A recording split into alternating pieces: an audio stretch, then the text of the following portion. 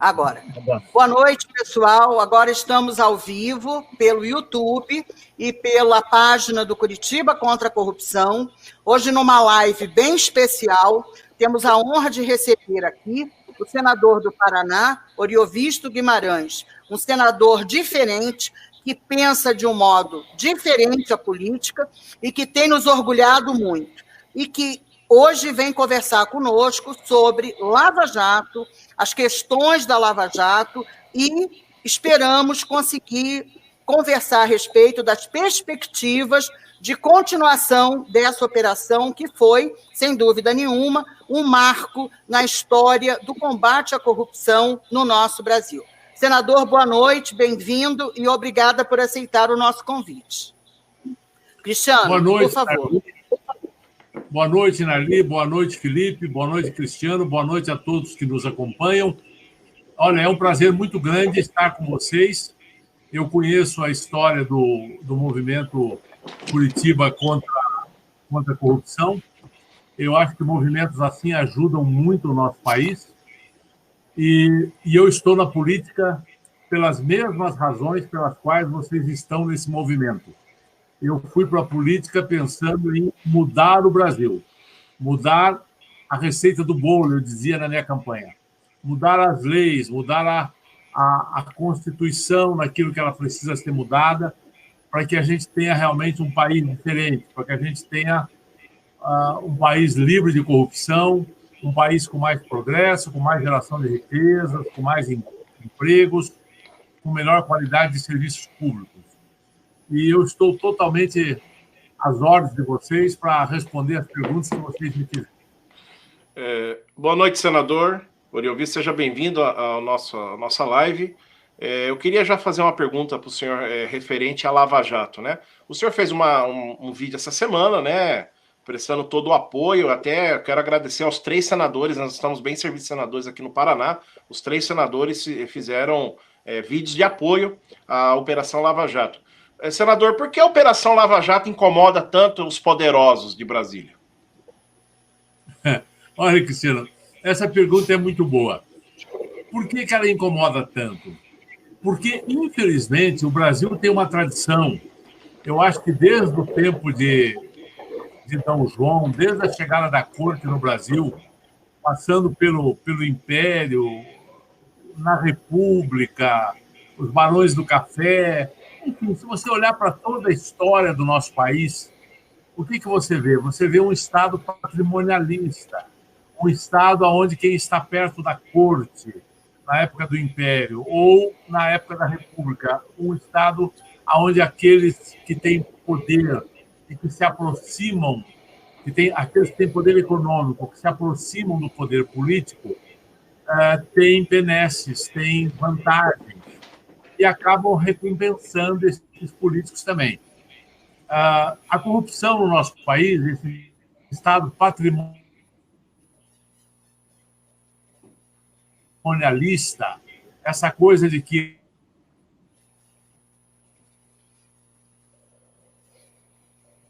não vai para a cadeia, iguais perante a lei, mas alguns são mais iguais, né? Isso existe no nosso país. Mas isso não era assim tão violento, tão escancarado até o governo do PT. Foi no governo do PT que nós tivemos uma institucionalização da corrupção como um modo de governo, não é?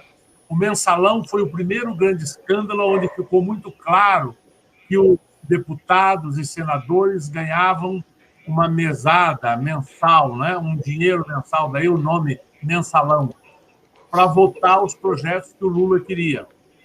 E daí tivemos o Joaquim Barbosa, que foi uma primeira figura no Supremo, tivemos as primeiras condenações, e mais para frente tivemos a Operação Lava Jato, que foi um marco extraordinário que mudou a consciência do povo brasileiro.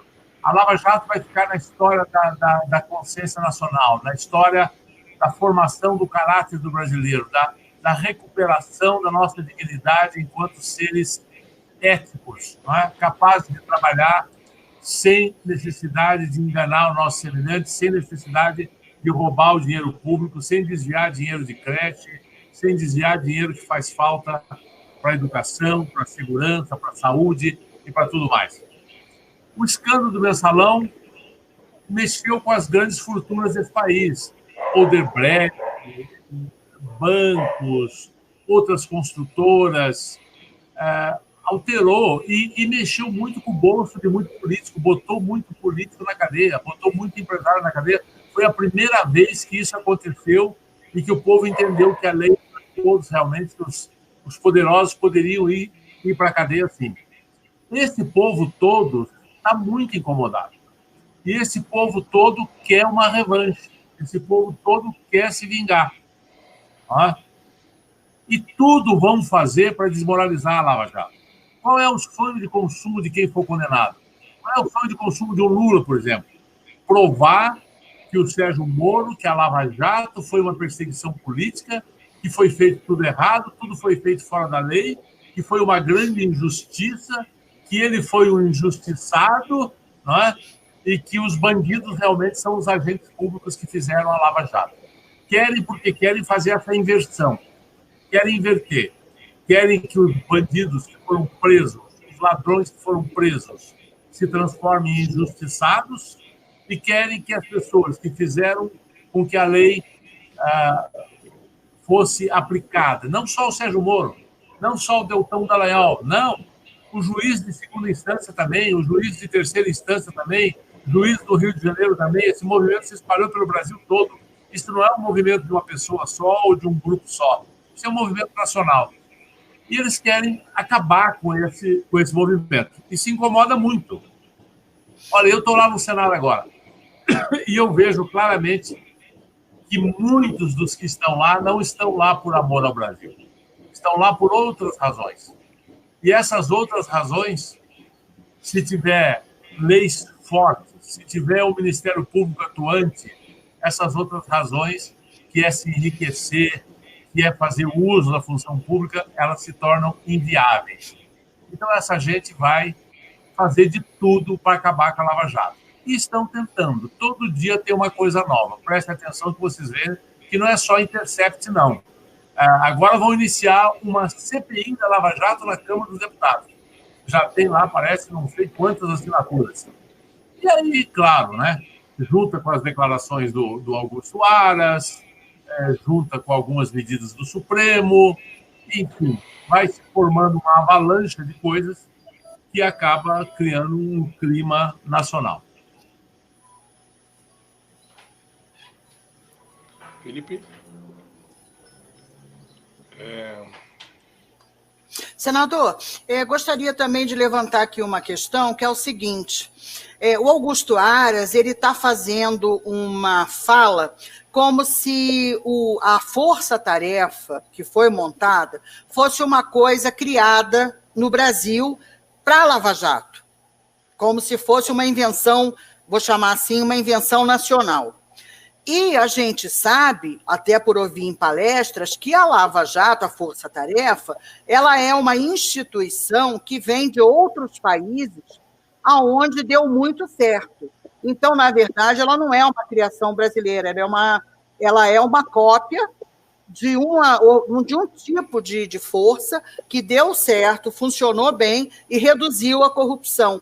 Então, será que a gente pode dizer que essas pessoas mal intencionadas, elas querem, ao sufocar as forças-tarefa, elas querem regredir, voltar àquela apuração lenta, aquela apuração estilo tartaruga, que não anda, que não progride? Porque uma força-tarefa tem 14 procuradores, né? A impressão que eu tenho é que eles querem desacreditar para fazer com que a velocidade seja bem pequenininha e que isso possa ser sepultado quando interessar. Eu acho, Nelly, que você tem total razão. Total razão. E te digo mais, é mais do que isso. Se puderem, querem dar uma demonstração de força também, dizendo que quem se mete com eles acaba mal. Deixa eu lhe dizer que há 2 dias atrás eu fui testemunha de defesa de um processo movido no Conselho Nacional do Ministério Público contra o Deltan Dallagnol. Quem é que moveu esse processo contra o Deltan? Renan Calheiros. Por que que o Renan moveu esse processo contra o Deltan? Porque ele acusou o Deltan de ter feito uma manifestação no Twitter ou qualquer coisa assim, e que isso teria influenciado o voto dos senadores na eleição para presidente do Senado. Foi logo que eu cheguei no Senado que nós votamos, tínhamos que eleger. Os dois candidatos que sobraram no final eram o Renan Calheiros ou o Davi Alcolumbre. Infelizmente, a maioria dos senadores optaram pelo Davi Alcolumbre. Não é? Claro que o Davi Alcolumbre já nos desapontou em inúmeras coisas, mas, pelo menos, não era a repetição do Renan Calheiros. Era uma tentativa de alguém novo que, na época, dava alguma esperança para todos nós. Agora, não é só o Renan Calheiros que fez processo contra o Deltan, não. O Deltan tem 9 processos no Conselho Nacional do Ministério Público. Se ele for condenado em 2 ou 3 processos desse, ele vai sofrer punições, ele vai sair da coordenação da Lava Jato, vai ter outras consequências para a carreira dele. Então, há uma perseguição declarada contra o chefe dessa força-tarefa, né? São aquelas pessoas que não se conformam com o que aconteceu. A política sempre foi de um jeito, né? Eu acho que a eleição do Bolsonaro, o Bolsonaro deve muito à Lava Jato. Ele se elegeu muito na onda da Lava Jato. A Lava Jato foi um fenômeno que extrapolou simplesmente a Justiça, ou a Polícia Federal, ou os procuradores da República. Ela se transformou numa força política, se transformou num pedido de moralidade de políticos mais sérios, né? E o Bolsonaro soube capturar esse clima e foi eleito muito em função disso. Infelizmente, ele elegeu um cidadão para ser o PGR, né? E está decepcionando muito. Eu me lembro que quando o senhor Augusto Aras foi ser candidato ao PGR, ele foi ao Senado, conversou com todos os senadores, porque o presidente indica, mas o Senado tem que aprovar o nome. E nós fazemos lá uma sabatina. E eu perguntei a ele com muita clareza: doutor Augusto Aras, o senhor está aqui, quer o nosso voto para ser procurador-geral da República. Eu quero saber, eu fiz 2 perguntas a ele. Uma foi: se o presidente sair da lei, o senhor vai ficar com a lei ou vai ficar com o presidente com uma gratidão porque ele lhe indicou? Ele me garantiu que ia ficar com a lei. A segunda pergunta que eu fiz a ele foi: o que o senhor pensa da Lava Jato? O que o senhor vai fazer com a Lava Jato? Isso lá atrás, quando ele foi indicado. Ele me disse: eu quero levar a experiência da Lava Jato para todo o Brasil. O know-how que se adquiriu em Curitiba é maravilhoso. Nós precisamos levar isso para o Brasil inteiro. Essas 2 respostas me convenceram. Eu votei nele, aprovei o nome dele. Não é o que ele está fazendo. Nós tivemos esses dias uma reunião com ele, uma reunião fechada, um grupo de senadores, e ele, e de novo eu cobrei essas coisas dele. Ele disse: não, o que eu quero fazer são pequenos ajustes, esse pessoal tem que entender que eu sou procurador-geral, tem que me obedecer, isso, aquilo, aquele outro.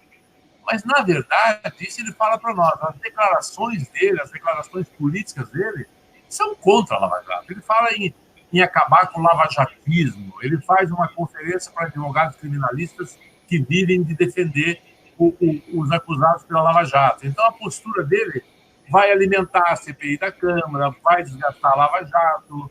Ele está com uma bronca enorme com o Deltan também. Diz que o Deltan o acusou de querer pegar os dados, porque daí poderia fazer chantagem com esses dados. O Deltan disse que não é nada disso, que quem disse que... Enfim, é um disque que não tem fim, você fica até sem saber onde é que está a verdade.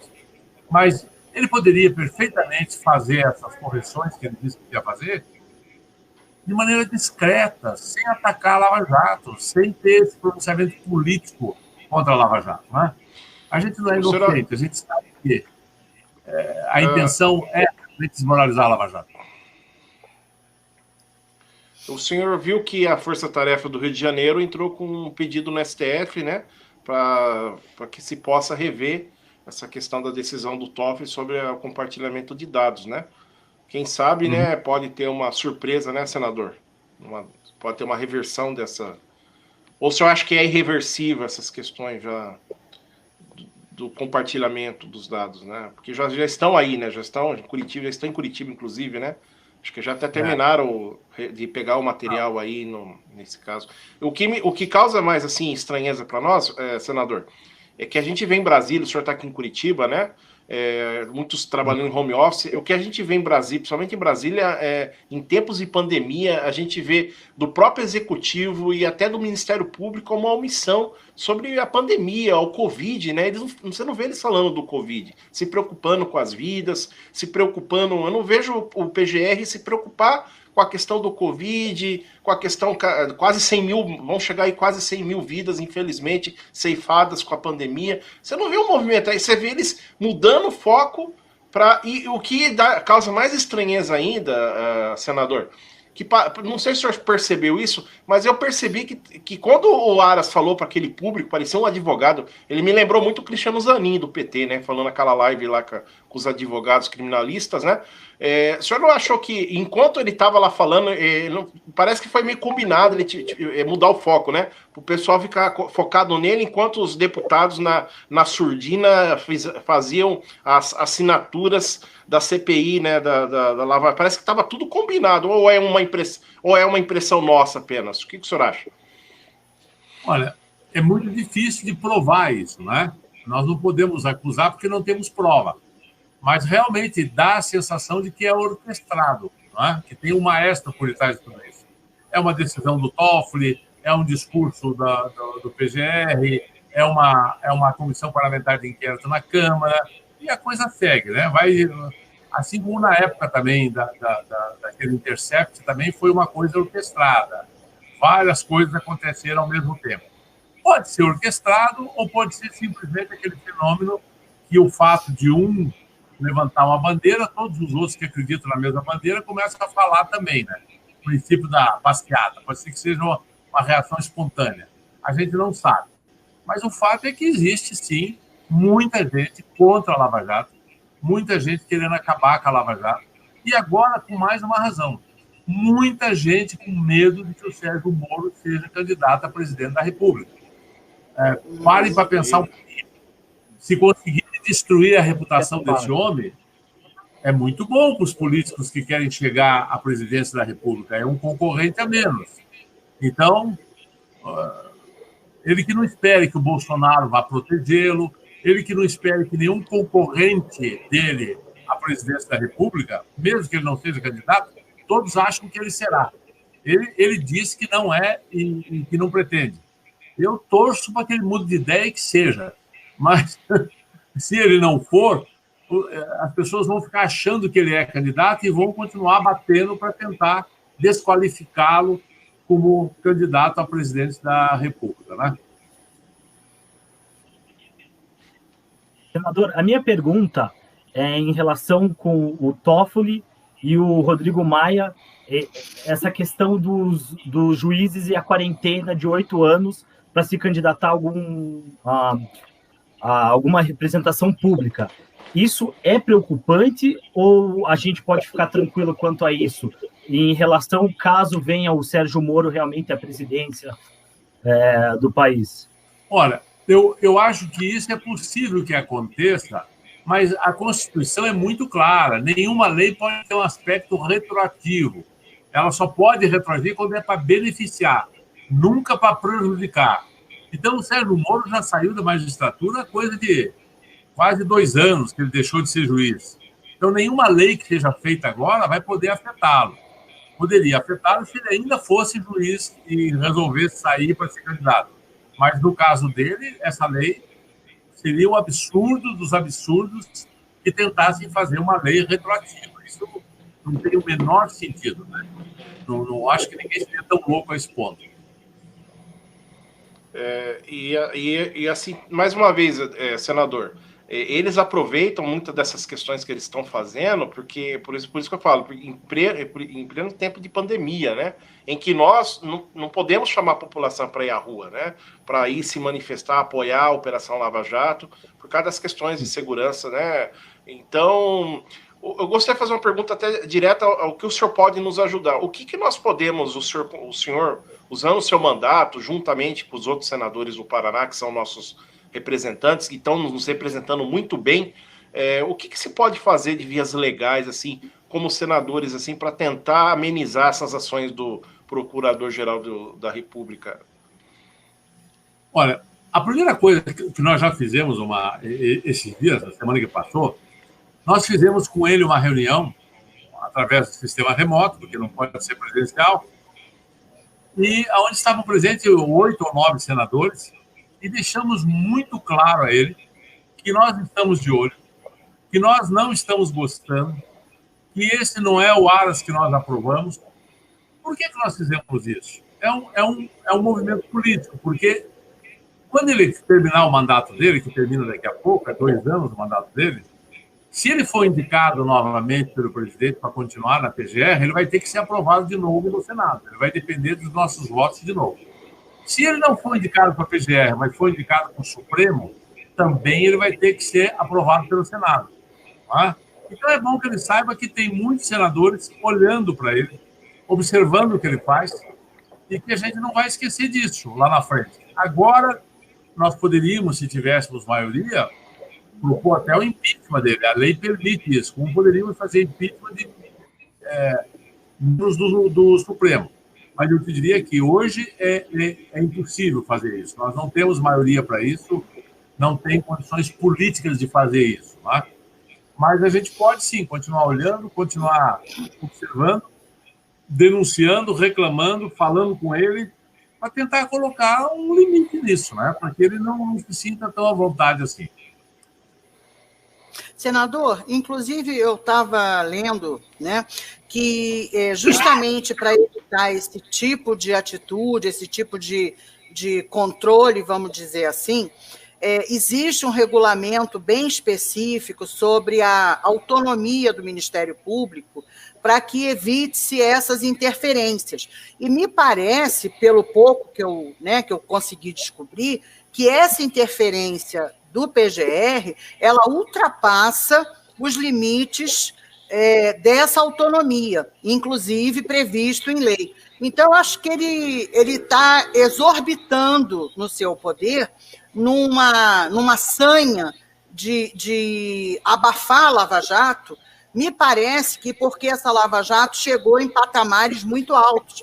Eu digo isso pela rapidez com que o Toffoli acatou o pedido do Serra, não aceitou a delação do Cabral, então isso me passa, né, que chegou num andar muito alto da política, então que ele está fazendo realmente aquilo que o senhor falou, que é trabalhar em prol desse andar muito alto. Eu gostaria que o senhor comentasse. Veja, sabe, a gente pode ficar comentando os casos específicos, mas deixa eu dizer algo para vocês importante. Nós temos lá no Senado agora uma proposta do senador Lazier Martins, do Rio Grande do Sul, mas que foi feita conversando comigo, conversando com outros senadores, fazer uma lei, fazer uma mudança na nossa Constituição que torna obrigatório a lista tríplice do PGR. Ou seja, o presidente não vai poder mais nomear quem ele quer. Tem que o conjunto do Ministério Público indica 3, aquela lista tríplice, e obrigatoriamente o presidente escolhe um desses 3 e o Senado aprova um desses 3. Isso eu acho que é uma solução definitiva. Porque enquanto senadores, enquanto alguém que está fazendo leis, a gente tem que pensar que esse presidente passa, que esse procurador passa, e que nós temos que confiar não em pessoas, mas nós temos que confiar nas regras do jogo, né? Nas leis. Porque daí, seja quem for o presidente, o conjunto do Ministério Público é que vai acabar escolhendo o Procurador-Geral da República. O Aras não era alguém que estava enturmado com o Ministério Público. Ele é da turma antiga, ele exercia advocacia do tempo que ainda o procurador podia exercer advocacia. E ele não... Ele foi uma invenção do Bolsonaro. Ele não estava com afinação com o Ministério Público. Esse é o grande problema. Agora que o mal está feito, nós vamos ter que recorrer à lei, vamos ter que o Ministério Público, que conhece a lei muito bem, vai ter que recorrer à própria justiça, a gente vai ter que trabalhar politicamente para fazer valer as prerrogativas e fazer valer essa descentralização. Por que é que o Aras quer centralizar tudo em Brasília? Isso é horroroso, não tem que centralizar nada, tem que deixar... É como se o secretário da Segurança aqui do Paraná dissesse para todos os delegados que nós temos no Paraná inteiro: não, daqui para frente vocês só vão investigar quem eu permitir. Para com isso. Cada delegado de polícia tem a sua autonomia, né? Enfim, você tem que repartir o poder para que esse poder realmente possa fiscalizar, possa ir em frente, não é?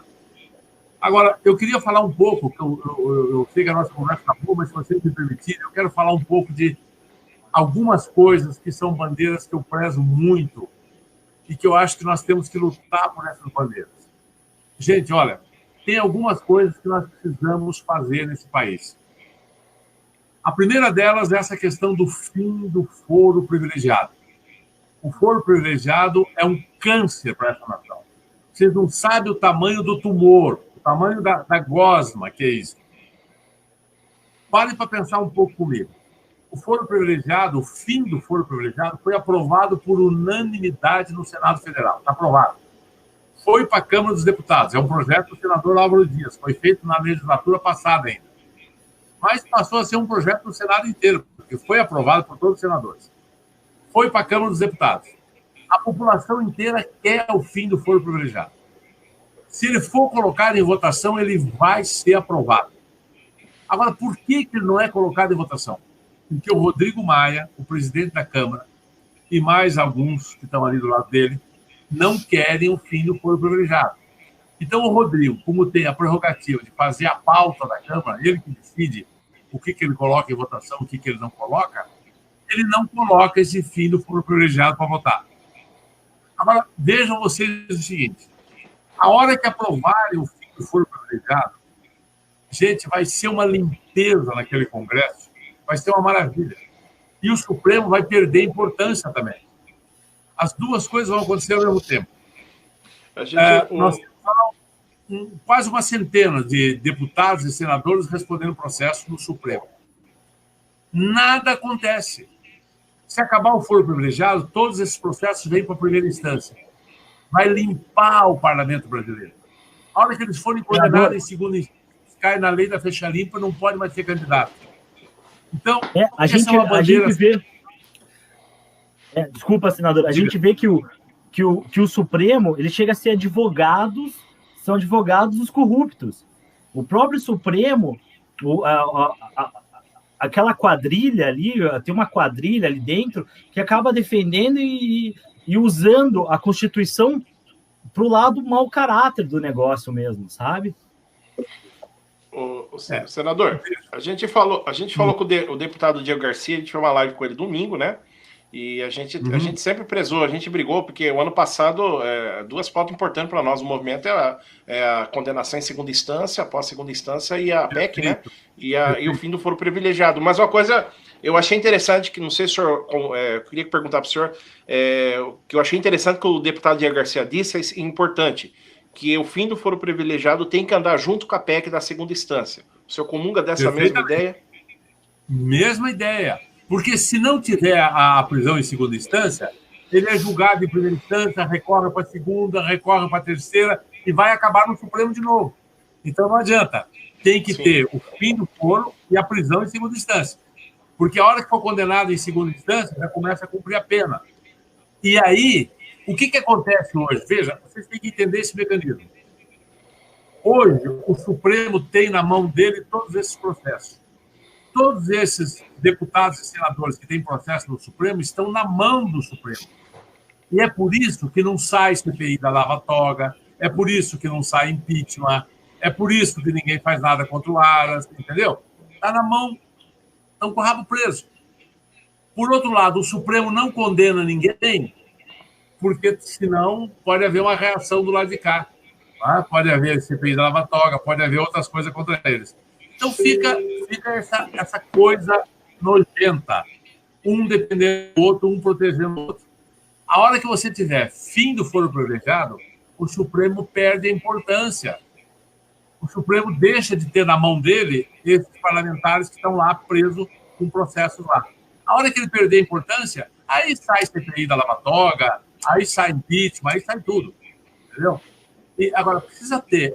Essas duas coisas mudam a cara do Brasil. Olha, é um desinfetante da política. A hora que tiver o fim do foro privilegiado e a prisão em segunda instância, isso muda o Brasil. Isso seria a obra maior da Lava Jato. Isso seria o coroamento. Isso seria fazer o país ser outro Brasil, onde a corrupção não vai mais ser vez. Porque daí você vai ter promotores independentes no Brasil inteiro, juízes independentes no Brasil inteiro, e daí os corruptos vão sair. Aí eles vão ser condenados em primeira instância, vão ser condenados em segunda instância. O exemplo do Sérgio Moro frutificou, tem vários juízes da mesma escola hoje, e é isso que nós precisamos. Mudar essas duas leis. Fim do foro privilegiado e prisão em segunda instância. Isso muda a política brasileira. Então, tudo que vocês puderem, como pessoas que têm um movimento cívico, organizado, sempre que vocês puderem bater nisso, porque aí vocês estão mudando a receita do bolo, entendeu? Porque nós ficamos muito assim, não, vamos eleger fulano que o fulano vai consertar. Não vai. Não existe salvador da pátria. Nós já elegemos tanto salvador da pátria, nunca deu certo. Não deu certo o Lula, não deu certo o Collor, não está dando certo o Bolsonaro, a corrupção continua aí. Por quê? Nós trocamos o cozinheiro, mas a receita do bolo é sempre a mesma. Então, o bolo é sempre igual. Nós precisamos mudar a receita do bolo. Como é que muda a receita do bolo? Mudando as leis, mudando a Constituição, acabando com o foro privilegiado, tendo prisão em segunda instância. A lei da ficha limpa mudou bastante. A lei da ficha limpa foi uma grande coisa. Agora, essas outras duas vão completar a limpeza. Aí a coisa começa a funcionar. Daí nós vamos poder, relaxar um pouco mais, porque não vai ter mais esse inferno todo que nós vivemos aqui. Senador, mas nós estamos lutando, inclusive nós fomos para Brasília, toda vez que tem essas pautas, quando não tinha pandemia, nós sempre estivemos em Brasília. Inclusive, eu estava em Brasília no dia 25 de agosto, no fatídico dia da instalação da Lava Toga, né? E nós fomos recebidos com bala de borracha, gás lacrimogênio, foi jogado em cima da gente. Então, esse é o tratamento que se dá ao cidadão brasileiro que ousa apoiar aquilo que efetivamente é a lei, porque a lei tem que ser igual para todos, ou então não vira uma coisa de compadrio, como, aliás, o próprio Barroso falou num dos seus discursos lá no próprio STF, né? O compadrio que existe nessa coisa. Agora, eu queria fazer uma pergunta, senador, que é o seguinte: eu tive conversando com o doutor Modesto Carvalhosa e ele disse para mim que o plebiscito é previsto na nossa Constituição, mas é uma arma muito pouco usada. Será que nós teríamos chance de sacar esse plano? Seria possível, através de um plebiscito, sair dessa sinuca? Olha, o problema é convocar o plebiscito, né? Ele precisa ser aprovado. E aí se fica num ciclo vicioso. Com esse Congresso que está aí, você não aprova isso. Então, perfeito. A chance que nós temos é botar na cabeça que, para mudar o país, nós precisamos mudar leis e nós precisamos mudar a cara dos políticos que estão lá. Nós precisamos mudar a cara dos políticos que estão lá. Não basta só eleger um presidente da República. Sozinho ele não dá conta do país. Não faz nada sozinho. Ele precisa ter uma base parlamentar. Por exemplo, se o Moro foi eleito presidente da República, foi o candidato que foi eleito, se o Congresso for esse que está aí, sabe o que o Moro vai fazer? Não vai fazer quase nada. Porque vão segurar ele de todas as formas. Vai ser muito difícil. Então, quando a gente for eleger alguém, a gente tem que pensar que o parlamento é importante, que os deputados são importantes, que os senadores são importantes. Porque esses dois poderes a gente pode mudar pelo voto. O Supremo a gente não pode mudar pelo voto, porque eles não são votados, né? Mas se nós votarmos bem para o Senado, se nós votarmos bem para a Câmara dos Deputados, o Senado pode mudar as leis do Supremo, pode encurtar mandato, pode fazer o que quiser com o Supremo. Basta ter maioria. Tá? Por exemplo, eu fiz uma PEC, a PEC 82 do ano passado, que eu acabava com as decisões monocráticas, aquela história de só um ministro decidir. Eles teriam que decidir sempre pelo colegiado. Quase consegui aprovar. Eu precisava ter a maioria. Eu tive a maioria, mas precisava ter 2/3, que é PEC, né? Precisava ter 50 e poucos senadores. Eu tive 38. E foi a primeira vez que o PT e o PSL, que era o partido do Bolsonaro naquela época, votaram junto, votaram contra. Então, porque hoje eu acho que eles não votariam mais contra. Tanto que eu vou reapresentar agora, daqui uns dias. Mas você pode ter ideias, você pode fazer leis. Se você não tem maioria no Senado, se você não tem maioria na Câmara, você não aprova. É o que acontece hoje com o nosso grupo lá no Senado. Nós estamos em 20. O Senado tem 81.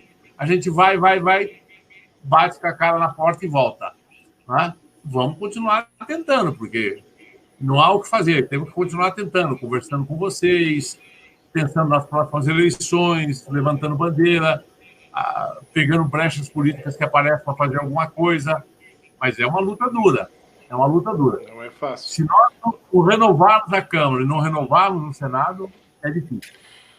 Senador, eu queria fazer uma pergunta relacionada até essas decisões monocráticas do STF.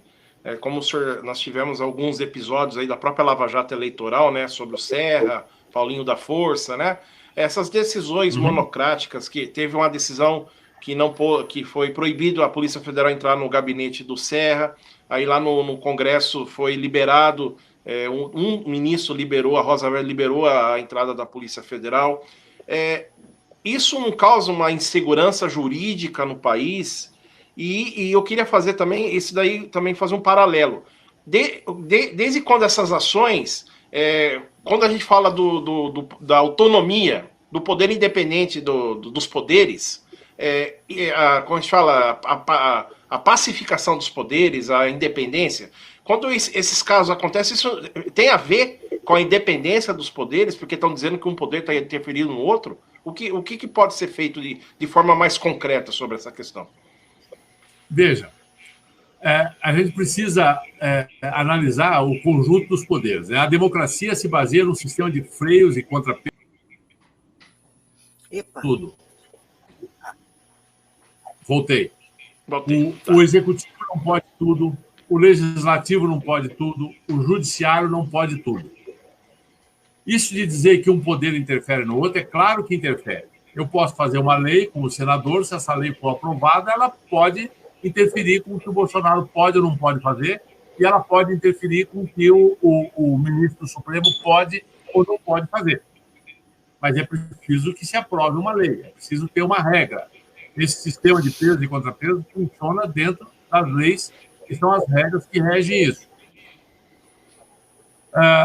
A interferência indevida existe e não pode acontecer.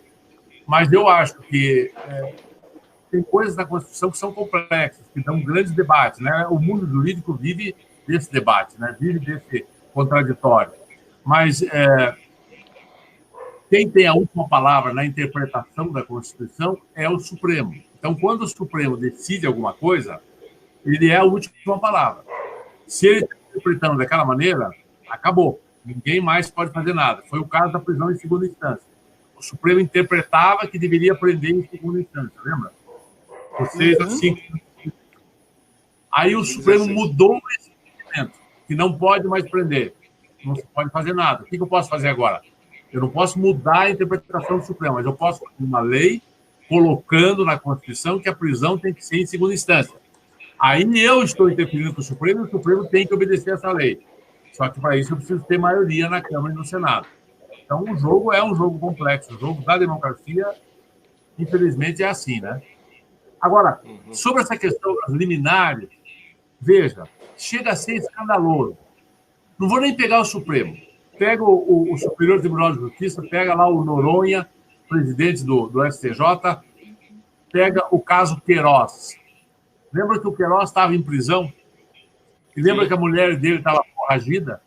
O advogado do Queiroz calculou certinho para entrar com o pedido no dia do plantão que o Noronha estava lá sozinho, porque ele sabia que no colegiado ele ia perder. Mas o Noronha, que era muito amigo do Bolsonaro, todo mundo sabe disso, não só deu prisão domiciliar para o Queiroz, como deu prisão domiciliar para a mulher do Queiroz, que estava forragida.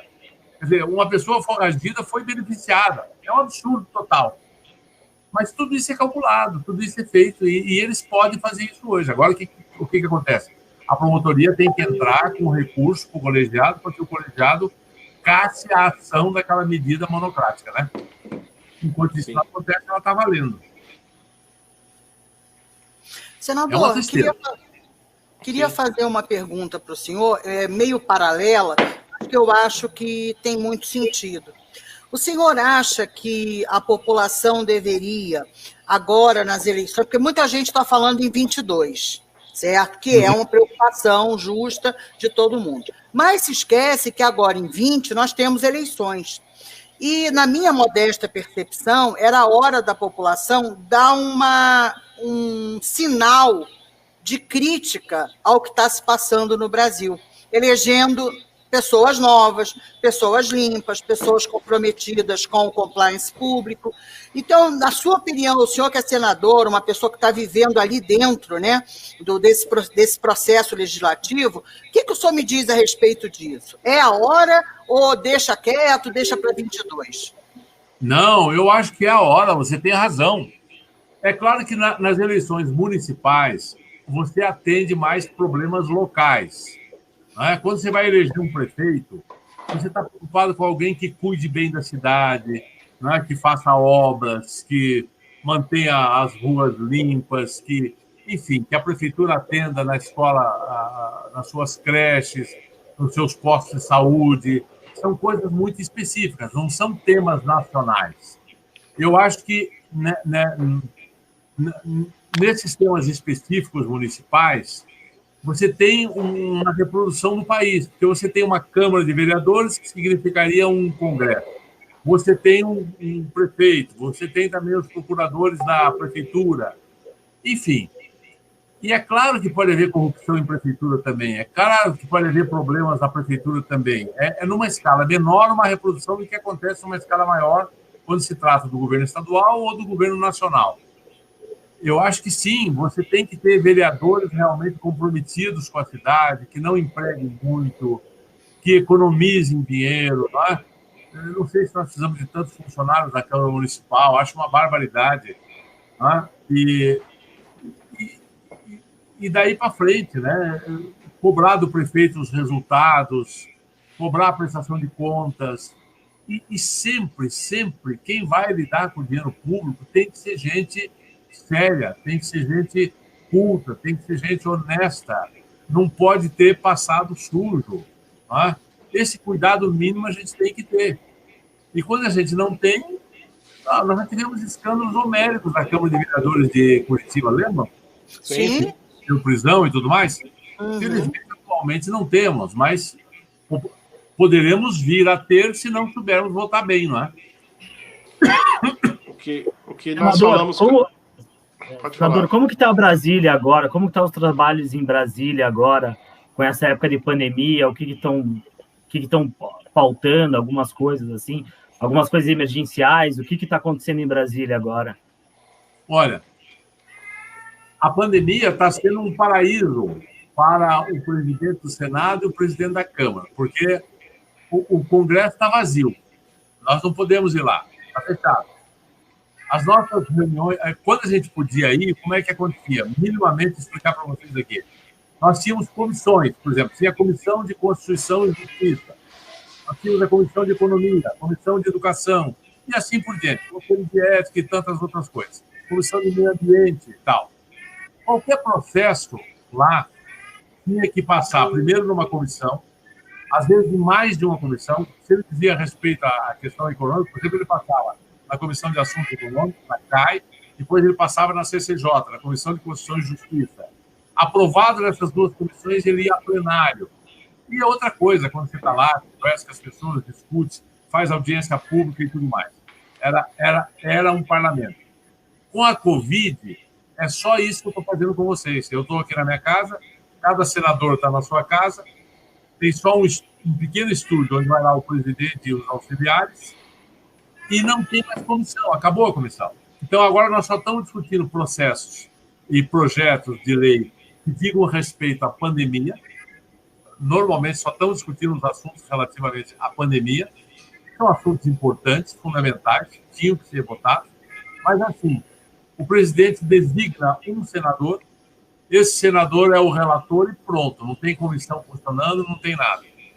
E quando é emenda constitucional, como teve várias, passa na Câmara, passa no Senado, é tudo muito distante, tudo muito difícil, porque você vê, são 81 senadores. Se cada um falar 3 minutos, isso dá 240 minutos. 240 minutos, isso dá 4 horas para discutir um assunto. Então, a tua própria chance de falar diminui muito. Quando você estava presencial, um conversava com o outro, tinha as comissões, tinha tudo, era outra coisa. Agora estamos funcionando nesses limites. Eu não vejo a hora que volte a ser presencial. Mas isso é uma questão sanitária que tem que ser... Brasília está num pico enorme de Covid. Tem muitos senadores que têm mais de 60 anos, né? Tem outros que têm... Já tem 8 senadores que pegaram Covid. Mesmo sem estar funcionando no Senado. E lá não tem nem janela, né? As posições do Niemeyer são a pior posição possível para uma epidemia como essa. É muito bonita por fora, mas é pouco funcional, né? Sim. Então, eu não acredito que volte antes de setembro, né? Senador, eu queria até voltar na questão da Lava Jato. Tudo que a gente discutiu, a gente está sabendo que já estamos indo para o final da live, mas eu queria dizer para o senhor assim que, como o senhor é um empresário, nós somos cidadãos, né? O senhor, como cidadão, entrou na política porque quer mudar, quer fazer algo novo na política. Nós precisamos de jovens na política. Mas eu tinha uma coisa que nós falamos com o Sérgio, no encontro com o Sérgio Moro, o que nós falamos mais importante para mim, meu particular, o que nós queremos, realmente, o maior legado da Operação Lava Jato será na educação, na forma na mudança de comportamento do brasileiro. Eu já tenho percebido isso daí, principalmente a mudança da corrupção, aquele jeitinho brasileiro. A gente até fez no ano passado um simpósio de combate à corrupção aqui pelo estado do Paraná, que foi no dia 9 de dezembro, Dia Internacional de Combate à Corrupção, e o tema do simpósio era sobre o jeitinho brasileiro. Né, as pequenas corrupções do dia a dia, desde furar uma fila de ônibus, uma fila de banco, e eu tenho certeza, não é só porque acho, não. Eu tenho certeza que, pela educação, que até o Felipe falou até para o Dr. Raul, a gente eu acredito que está se mudando pela educação, a forma do brasileiro ver o dia a dia, praticar a honestidade, a integridade. Eu acredito que nós vamos chegar a grandes países como Dinamarca, Suécia, que tem altos índices de transparência. Eu acho que, até a gente já falou em várias lives, que a maior preocupação, de acordo com a Transparência Internacional, o ano passado, por aquela percepção das pesquisas de transparência, de corrupção, que a maior preocupação do brasileiro até final de dezembro era a corrupção. Então, quer dizer, deixou de ser saúde, que são importantes, educação, mas o brasileiro percebeu, a Lava Jato trouxe esse legado. E eu acredito que a força do povo, a força da população, vai fazer esses políticos colocarem, como o senhor é uma pessoa como nós, a mais políticos colocarem a mão na consciência e querer fazer a coisa certa dentro da gestão pública. Que eles vão usar o dinheiro público em prol da sociedade, em prol da população. As que mais precisam de nós. Olha, eu queria muito acreditar em tudo isso que você está falando, e de certa forma eu acredito. Agora, é claro que a evolução sempre é no sentido do pior para o melhor. Se o Brasil vai evoluir, ele vai evoluir eticamente. Né? Você falou em Dinamarca, e tantos outros países que nós poderíamos citar, e talvez em uma geração ou duas a gente chega a uma Dinamarca em termos éticos. Mas os caminhos para isso são, sobretudo, a legislação dura, a posição firme da lei que se faça cumprir. Por que a Lava Jato provocou o que provocou? Porque ela fez cumprir a lei, porque os poderosos foram para a cadeia, porque os corruptos foram para a cadeia. Por que isso não acontecia antes? Porque a lei não funcionava. Então havia uma impunidade, todo mundo que roubava se dava bem. É preciso que quem roube se dê mal. Se todo mundo que rouba se dá bem, o efeito é o contrário. O jovem aprende, não, se eu roubar, vou me dar bem. E ele vai para o lado da corrupção, ele vai para o lado do crime, ele vai para o lado de tirar vantagem em tudo, né? Ele vai para o lado do jeitinho brasileiro. Se ele começa a ter exemplo, não, quem rouba vai para a cadeia, perde tudo que tem que devolver, e fica manchado na sociedade, e vê isso acontecendo, toda vez que alguém rouba é punido e tal, aí vai acontecer essa evolução que você está falando. Para isso, nós temos que ter um Ministério Público independente. Para isso, nós temos que ter o fim do foro privilegiado. Esse privilégio é um absurdo. Isso é para proteger bandido. Isso é para proteger corrupto. Não pode existir foro privilegiado, gente. É uma excrescência. Isso não tem em países como Dinamarca, como Estados Unidos, como um país sério. Não tem. Né? Para isso, precisa ter prisão em segunda instância. Na maioria dos países, o cara é preso na primeira instância, não é nem na segunda. Então, se nós não mudarmos a regra do jogo, se nós não mudarmos a receita do bolo, nós vamos mudar os políticos, mas o bolo vai ser o mesmo. Lembro sempre do exemplo que eu estou dando para vocês, da receita do bolo e do cozinheiro. Não adianta se trocar o cozinheiro se a receita é igual. É preciso mudar a lei, é preciso que o cara tenha certeza. Se ele roubar, ele vai preso. Tá? Roubou, vai preso. Roubou, vai preso. Pronto. Aí vai haver evolução. Daí as pessoas vão entender que o crime não compensa. Agora, se nós tivermos um sistema de justiça com regras frouxas, posso recorrer ad infinito, recorro à primeira instância, a segunda, a terceira, a quarta, apelação, da apelação, da apelação, da apelação, é igual o Maluf. O Maluf recorreu a vida inteira. Quando finalmente foi condenado na última instância do Supremo, estava tão velho e doente que teve que ir para casa. Não deu nem para aprender mais, né? Por uma questão de humanidade, deixar ele ficar em casa, porque estava doente, estava ruim. É isso, precisa mudar o sistema jurídico, precisa mudar as leis. Mudando as leis, a Lava Jato vai ser um mal da nossa vida. Eles vão ser presos e vão ser condenados. Então nós temos que lutar para mudar as regras. Isso aí. Bom, gente, pode falar, Nadia. Desculpa, é que eu sou a controladora do tempo. Então, fica tranquila, Nadia.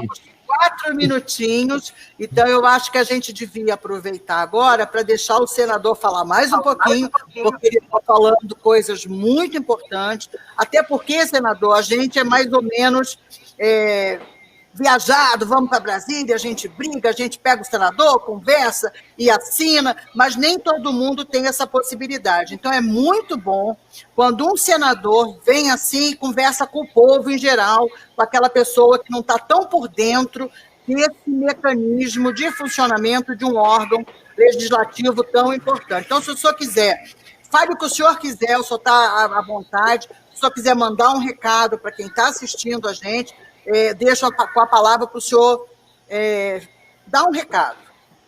Tá bom. Olha, o recado final que eu quero dar para vocês é o seguinte. Nós não podemos desistir do Brasil. O Brasil tem problemas. E nós precisamos reformar esse país. Mudar algumas coisas.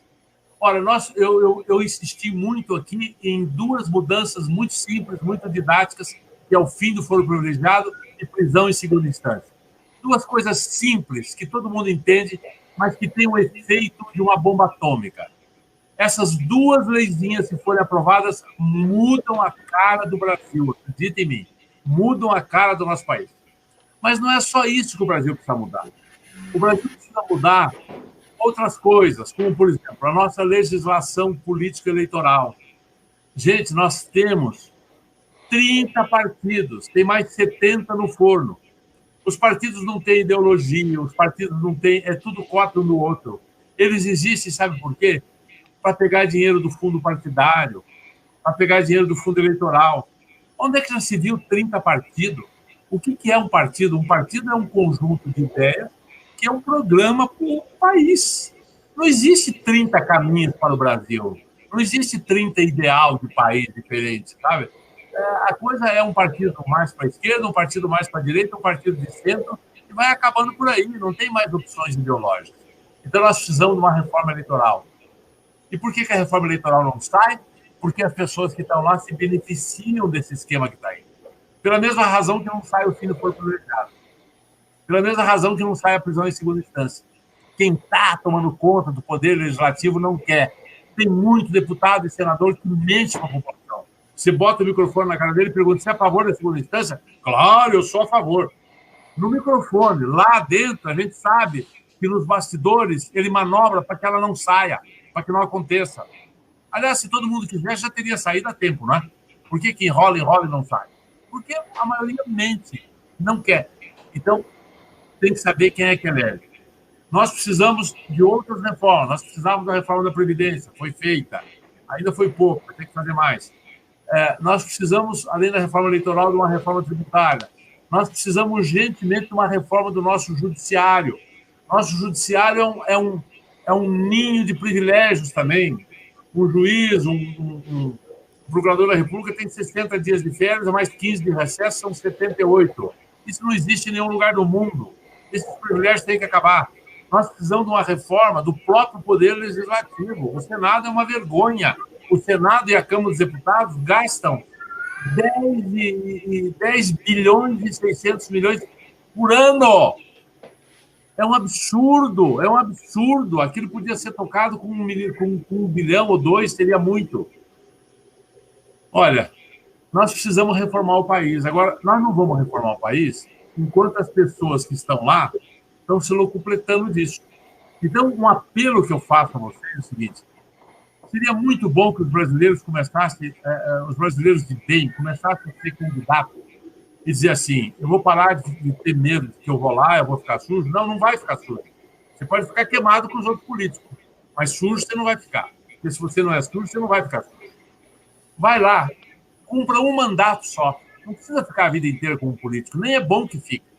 Mas vá lá, eu vou ser por 4 anos deputado. Então, se candidato, vai lá, fica 4 anos deputado, dá o melhor para o seu país, saia da política depois e volta para casa e continua no teu trabalho, continua na tua empresa, continua na tua profissão, vai pagar os impostos que ajudou a criar, vai viver das leis que você ajudou a fazer, mas vai dar uma contribuição. Se nós não tivermos mais gente que não é político e que se dispõe a entrar na política, a política não vai mudar. Porque o carreirismo político é muito complicado. Tem muita coisa para mudar nesse país. Agora, por que não muda? Não muda porque as pessoas criticam, mas não põem a mão na massa. Não saem para as cabeças.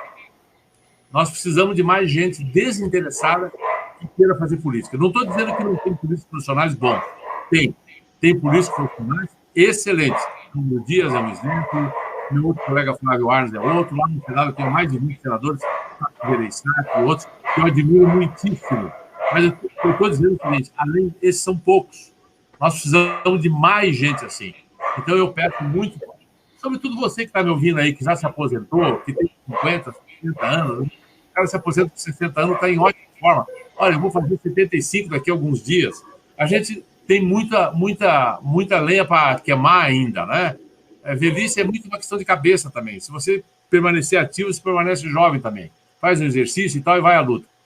Então, todos que quiserem dar ajuda a esse país, se candidate.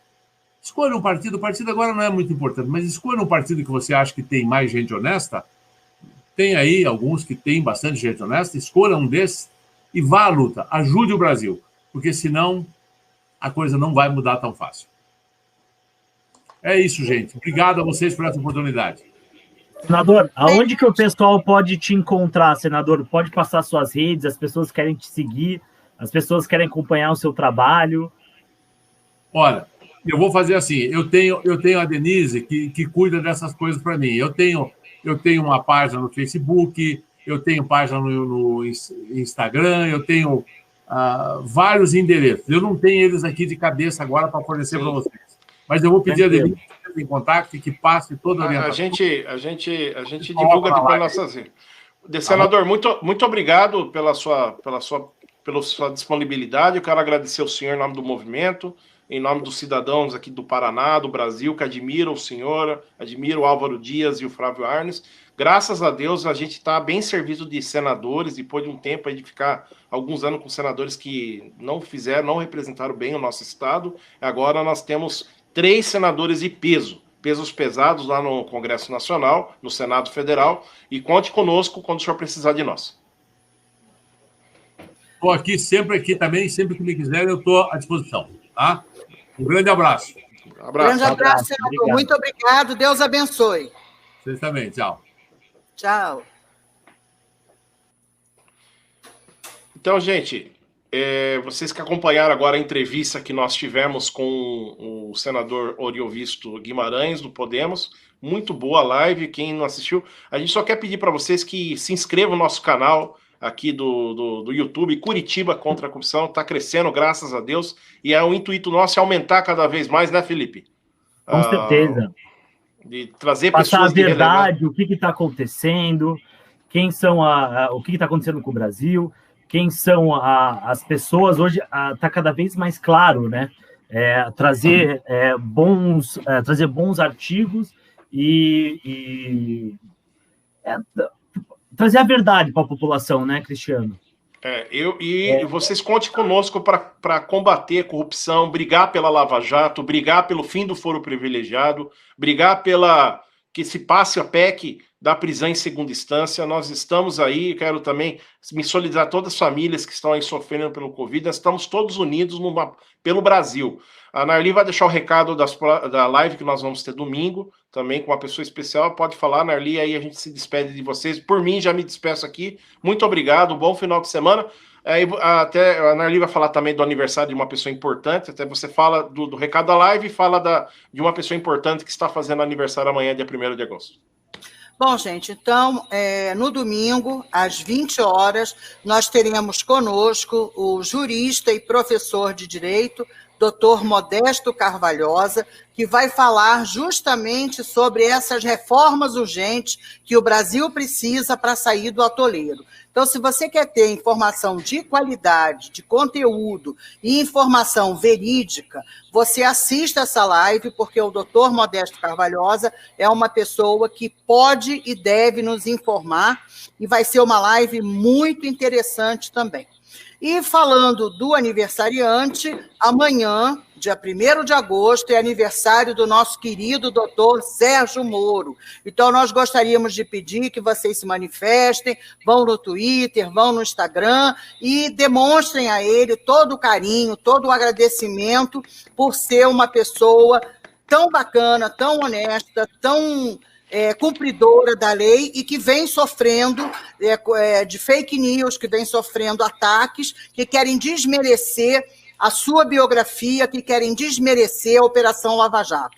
Então, amanhã é um dia especial, vamos dar aquele carinho, aquele reconhecimento a quem não precisa provar nada para ninguém, porque ele já fez mais pelo Brasil do que qualquer outro fez até hoje. De Cabral a Sérgio Moro, quem mais fez no Brasil pelos brasileiros foi Sérgio Moro, porque ninguém devolve aquilo que não roubou, certo? E se devolveram bilhões de dólares, evidentemente, porque roubaram. Então, viva Sérgio Moro, viva a Lava Jato, e não se esqueçam, curta, compartilhe e assista as nossas lives. Informação de primeira, com gente de primeira. A gente vai ficando por aqui e uma boa noite para vocês. Boa noite, Felipe. Boa noite, Cristiano. Boa noite. Boa noite, Narli. Fiquem com Deus. Tchau, tchau. Amém.